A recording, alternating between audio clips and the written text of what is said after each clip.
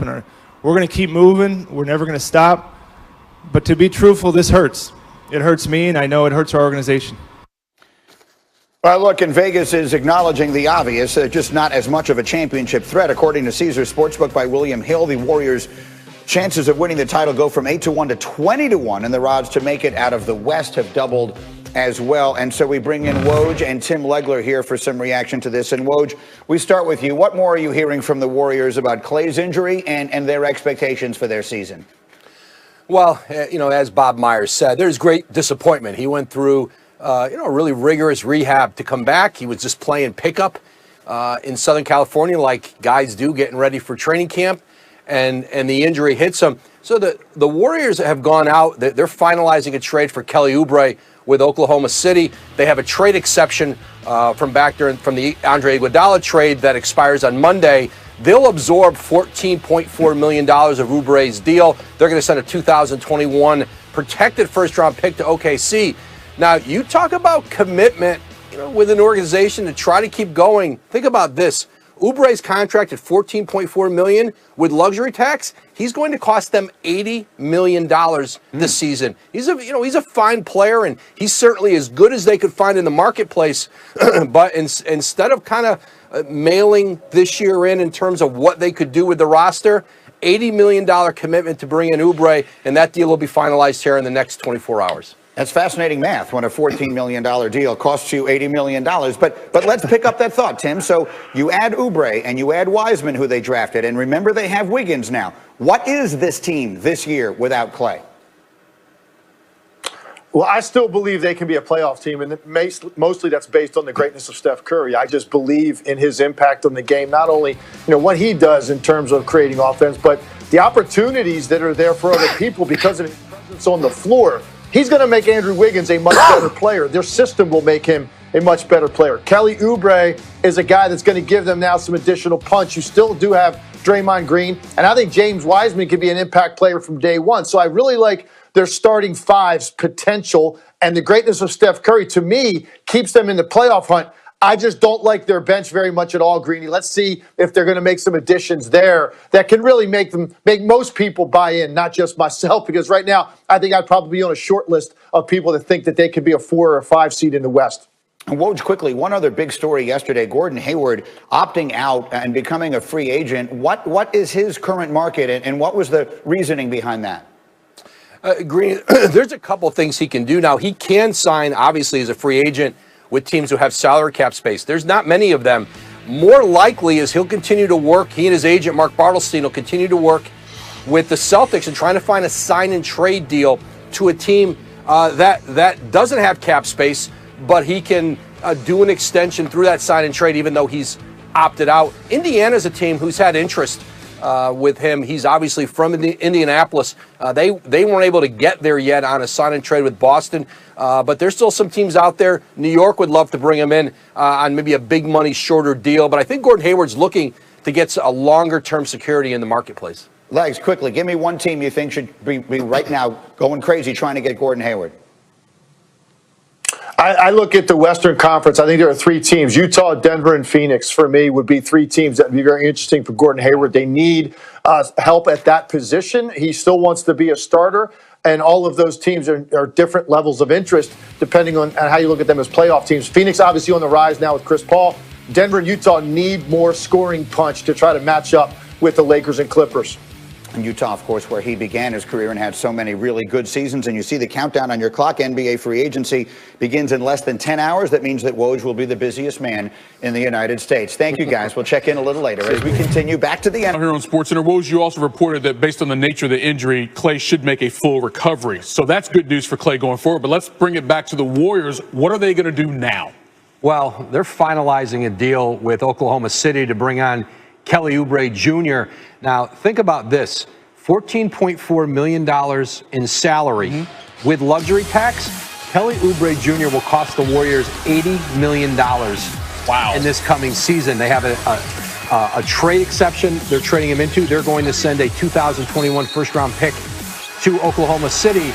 Now, there's no replacing Klay Thompson. This is a historic player for that organization, one of the very best in the league. But Oubre is probably certainly maybe the best available wing in the marketplace. A very weak crop of free agent shooting guards and wings, and so they'll get Oubre Jr. in, and he'll play a significant role for this Warriors team, but he doesn't get to be one of the Splash Brothers. It's only been a couple years, but it seems like forever ago, the last time the Warriors won an NBA championship. How can they get back into the playoffs this upcoming season? Other free agent news, Gordon Hayward opts out of a $34.2 million contract. So what does that do for him personally, and what happens with the Celtics now?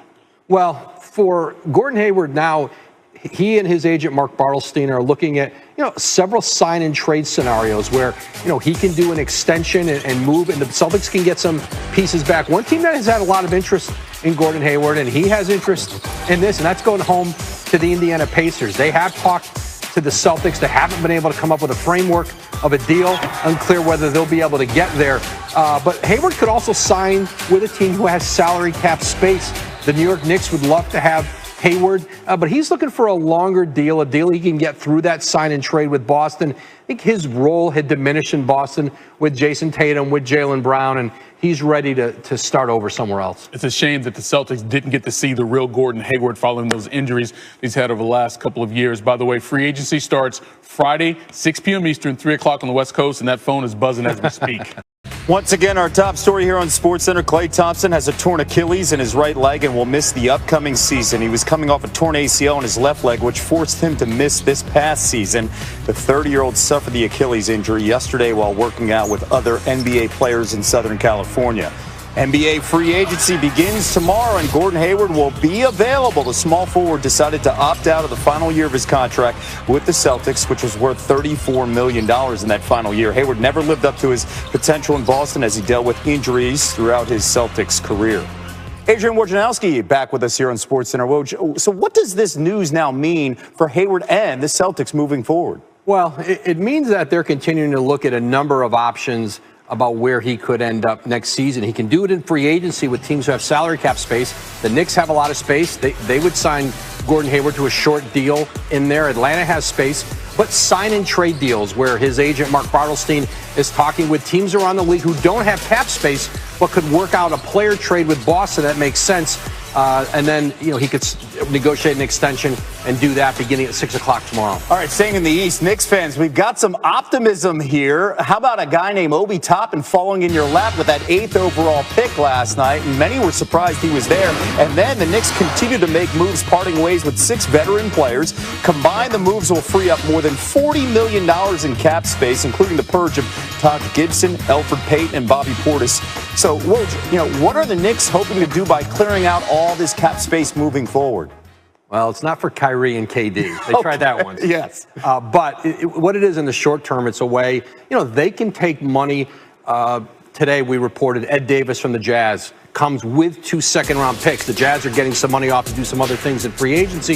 And so, I think for the Knicks, it's a chance to gather up draft picks by taking on salaries. They can take a flyer at a guy like Gordon Hayward. What they're trying to do are gather assets, picks, and so that when the next big player becomes available in a trade, maybe next year, they're in position to have more assets to be able to go out and get that player. They don't have the assets to trade for a big star. And then obviously with the space come trying to get back in the free agent Just game. a different vibe with Leon Rose and Wes and Tibbs there in New York. We'll see how this plays out. Woj, with the very latest, less than 24 hours from free agency. Opt out of the final year of his contract with the Celtics. He was scheduled to make $34 million. Now he can be a free agent. The news on Klay Thompson, not good.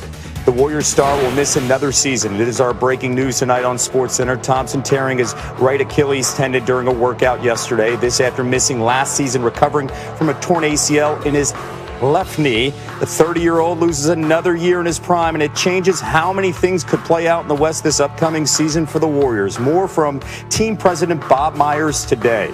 It's very hard for an athlete, sometimes you get to stop playing on your own time and on your own terms. And Klay's going to keep playing. But when it gets disrupted like this for an athlete of his caliber, it hurts. And it hurts us that care about him. I'm sure our fans that follow us, feel the same way we do.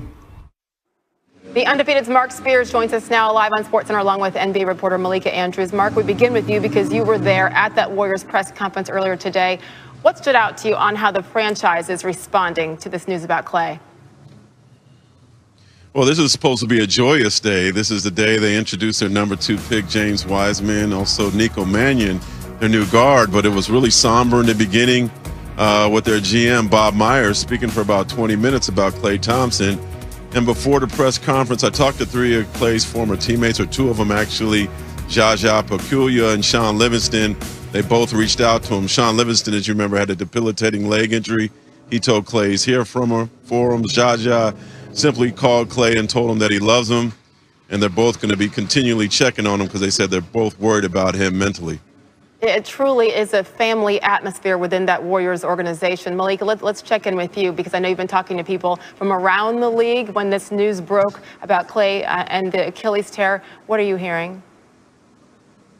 Well, Sage, as you and Mark know, Klay Thompson is a beloved fixture around the NBA. And so I talked to one All-Star who said that he knows that Klay isn't necessarily known for showing emotion, but he cannot imagine how much this hurts. I talked to another coach who just said that it is sad.